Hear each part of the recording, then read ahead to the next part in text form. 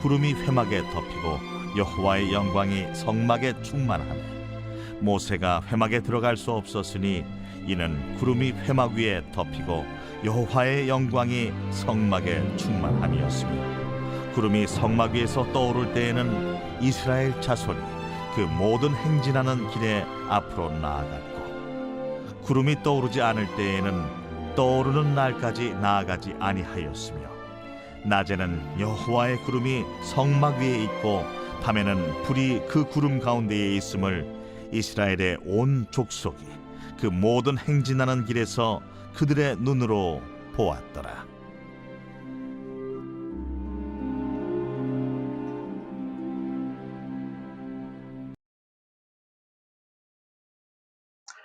네, 안녕하세요. 7월 19일 행복한 아침 묵상으로 인사드립니다. 여러분, 곧 휴가철입니다. 여러분은 휴가 계획 잘 세우셨나요? 저는 지난해 아내와 갔던 제주도 여행을 잊지 못합니다. 제가 개인적으로 두 번째 방문하는 제주도 여행길이었는데, 처음 갔을 때와는 반대로 정말 즐거운 시간을 보내고 왔습니다. 그럴 수 있었던 이유는 저를 안내해 주었던 가이드가 정말 훌륭했기 때문인데요. 그 가이드는 바로 제 아내입니다. 여행 한 달 전부터 미리 계획을 세우는 바람에 저는 몸만 가면 되었습니다. 심지어 제주도에 큰 태풍이 지나갔음에도 후회 없는 여행길이었습니다. 여러분, 여행을 할 때나 혹은 초행길 어딘가를 갈 때 나를 인도해 주는 사람이 있다면 얼마나 든든할까요? 그런데 혹시 여러분 아십니까? 우리 인생길이 바로 이 여행길이라는 사실 말입니다. 그리고 우리의 인생 여정길에 안내자가 있습니다. 바로 하나님이십니다. 우리 인생의 영원한 동반자이신 하나님과 든든한 여정길을 함께 가시는 저와 여러분 되시기를 소망합니다. 오늘 말씀은 출애굽기 제 단원의 마지막 장면입니다. 오늘 말씀에서 하나님께서 이스라엘에게 원하시는 목적을 볼 수 있습니다. 그것은 바로 하나님은 이스라엘과 동행하기를 원하셨다라는 것입니다. 하나님께서 이스라엘을 택하시고 그들을 출애굽시켜 주셨습니다.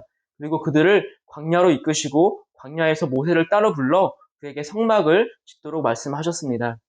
하나님께서 지으라고 말씀하신 이 성막은 하나님께서 머무시는 장소, 곧 임재의 장소입니다. 그리고 어제까지의 말씀이 성막이 완성되어 성막에서 번제와 소제를 하나님께 드렸더니 오늘 말씀에 어떤 일이 벌어졌습니까? 34절 말씀입니다. 구름이 회막에 덮이고 여호와의 영광이 성막에 충만함에 모세가 회막에 들어갈 수 없었으니. 여러분, 성경에서 구름은 하나님의 임재를 나타내는 신호입니다. 하나님이 이스라엘을 구름 기둥과 불 기둥으로 보호하셨듯이 구름이 갖는 의미는 하나님의 임재를 나타내는 것이죠.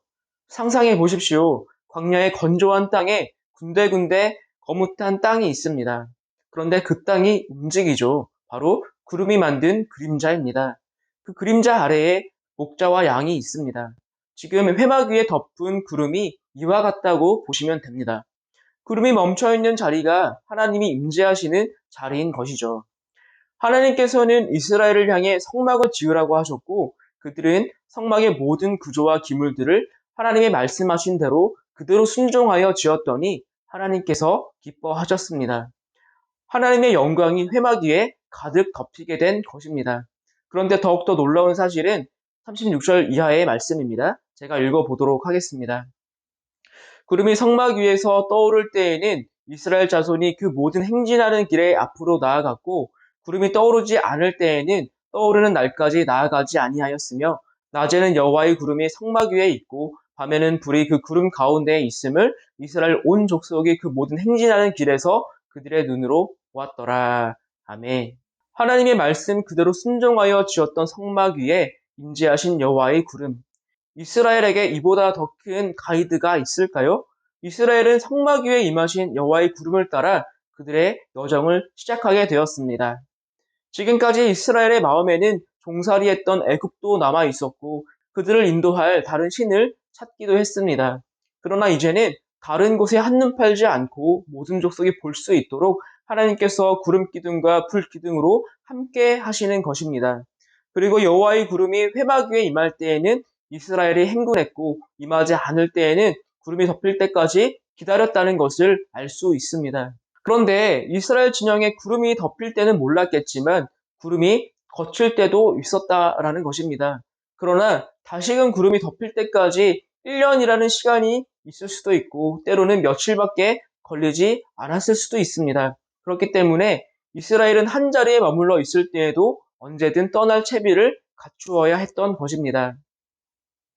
이 말은 곧 이스라엘에게 광야는 영원히 머물 터전이 아니라 약속의 땅을 향해 가는 나그네 길임을 그들이 알았다라는 사실이죠. 그래서 그들은 광야에 아무런 희망도 아무런 미련도 갖지 않았던 것입니다. 지금 이 시간 예배를 드리는 성도님들, 여러분은 어디에 소망을 두고 살아가십니까? 우리의 인생 여정길, 이 광야와 같은 이 땅에 소망을 두고 살아가십니까? 아니면 약속의 땅을 바라보며 살아가십니까? 여러분, 광야와 같은 인생길을 우리 힘만으로 나아간다는 것은 정말 어렵고 불가능한 일입니다. 그 길에는 반드시 히말라야 고지대의 동반자인 셰르파와 같은 능숙한 안내자가 필요한 것입니다. 그 안내자는 바로 하나님이십니다. 우리가 너무나 잘 아는 시편 23편 말씀에 시편 기자는 하나님을 향해서 내 길을 인도하시는 목자라고 말씀하셨습니다. 또 시편 143편에도 이렇게 말씀하셨습니다.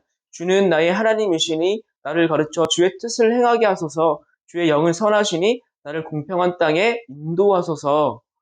내가 나의 인생길의 위험을 모두 알지도 못하고 또 설령 안다고 해도 그것을 헤쳐나갈 힘이 없지만 하나님께서는 인생의 모든 위험과 문제를 다 알고 계실 뿐만 아니라 어떤 위험과 고난도 능히 이길 수 있는 능력을 가지고 계십니다.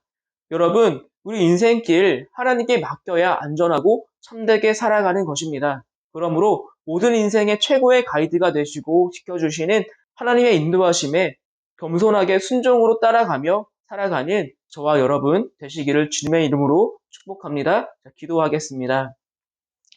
사랑과 은혜가 충만하신 주님 감사합니다. 오늘 말씀을 통해서 출애굽기의 대단원을 함께 묵상하게 하심도 감사합니다. 아버지 하나님, 하나님께서 이스라엘과 함께 동행하길 원하셨고 이스라엘도 여호와의 구름과 더불어 하나님과 동행하게 되었습니다. 하나님, 우리의 인생 여정길에도 함께하여 주시옵소서. 여호와의 구름으로 덮어 주시옵소서. 우리의 모든 인생길에 내 뜻과 내 생각으로 살아가는 것이 아니라 하나님의 인도하심 가운데 겸손히 순종하며 나아갈 수 있도록 주여 인도하여 주시옵소서. 감사드리며 예수님의 이름으로 기도합니다.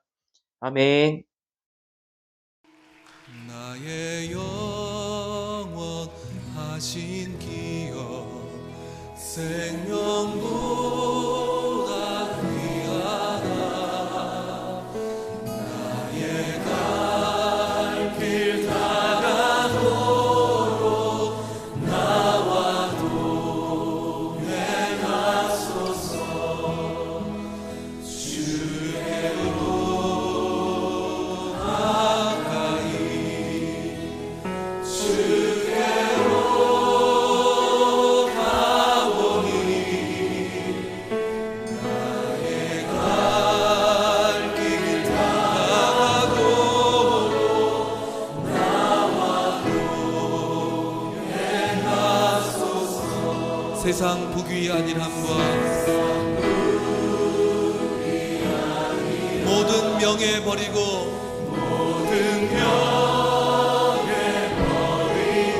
험한 길을 가는 동안 나와 동행하소서.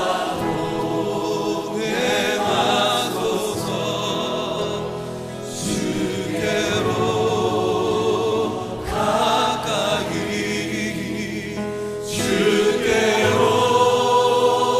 가오니